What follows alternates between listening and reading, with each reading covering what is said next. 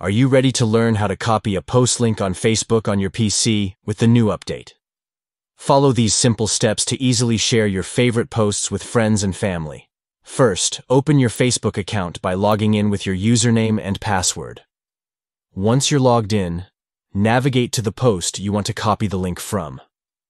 This can be a post from a friend, a page you follow, or even a group you're part of. Next, locate the Share button on the post.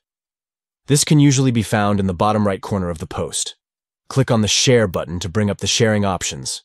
In the sharing options, you'll see a button labeled Copy Link.